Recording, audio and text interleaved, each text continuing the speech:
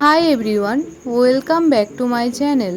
আজ আমি তোমাদের সাথে শেয়ার করব কড়াই পনির রেসিপি।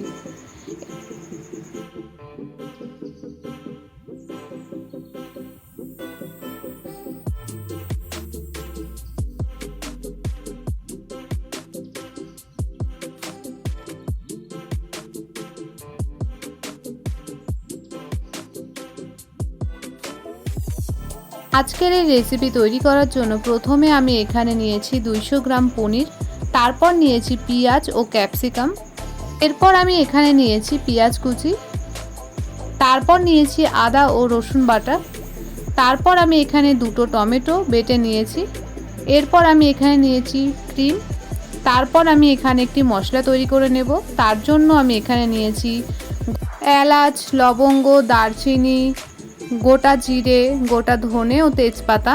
সব কিছু আমি বেশ কিছুক্ষণ ফ্রাই করে নেব। কিছুক্ষণ মতো ফ্রাই করে নেওয়ার পর এরপর এটা আমি পেস্ট করে নেব। এরপর আমি একটি কড়াই দিয়ে দেবো পরিমাণ মতো সরষের তেল। তেলটা গরম হয়ে আসলে আমি এর মধ্যে দিয়ে দেবো পনিরগুলো, তারপর বেশ ভালো করে নেড়েচেড়ে 2-3 মিনিট মতো ফ্রাই করে নেব।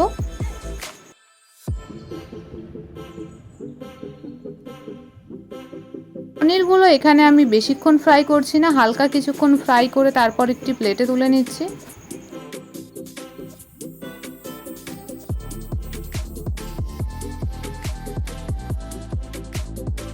তারপর ওই বাকি তেলে আমি ফ্রাই করে নিচ্ছি ক্যাপসিকাম ও পেঁয়াজগুলো। পেঁয়াজ ও ক্যাপসিকামগুলো আমি এখানে 3-4 মিনিট মতো ফ্রাই করে নেব। পেঁয়াজ ও ক্যাপসিকামগুলো আমার এখানে ফ্রাই করা হয়ে গেছে, তারপর আমি একটি পাত্রে তুলে নিচ্ছি।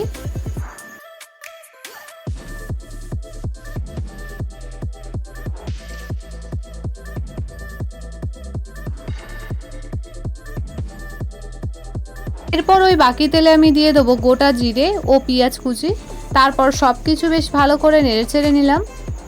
পেঁয়াজটা এখানে 2 মিনিট ফ্রাই হওয়ার পর আমি এর মধ্যে অ্যাড করে দিচ্ছি আদা বাটা ও রসুন বাটা, তারপর সব কিছু একবার বেশ ভালো করে নেড়েচেড়ে নিলাম বা মিক্স করে নিলাম।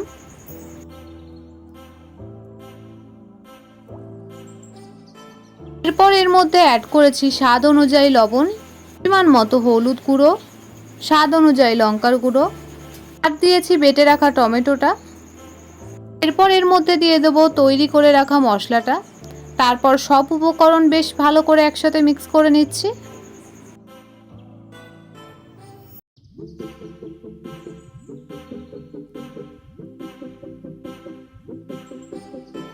এরপর মশলাটা আমি বেশ কিছুক্ষণ কষিয়ে নেব, যতক্ষণ না কাঁচা গন্ধটা চলে যায়। তারপর এর মধ্যে অ্যাড করেছি ফ্রেশ ক্রিম। এরপর আবারও সব কিছু বেশ ভালো করে মিক্স করে নিচ্ছি।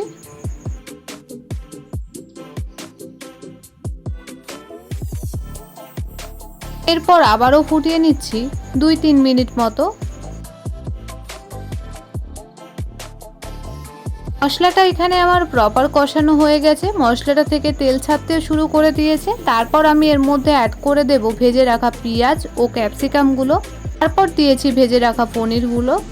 এরপর এর মধ্যে অ্যাড করব পরিমাণ মতো জল, তারপর সব কিছু বেশ ভালো করে মিক্স করে নিচ্ছি।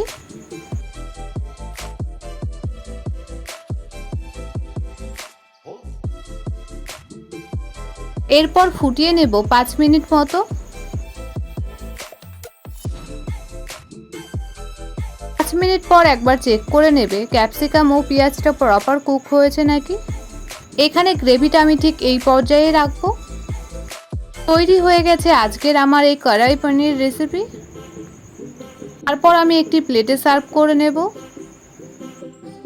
তোমরা এরকমভাবে একবার বাড়িতে তৈরি করে দেখো, আশা করি খুবই ভালো লাগবে। এই রেসিপি তোমরা ভাত, রুটি, লুচি, রাইস ইত্যাদি দিয়ে খেতে পারো।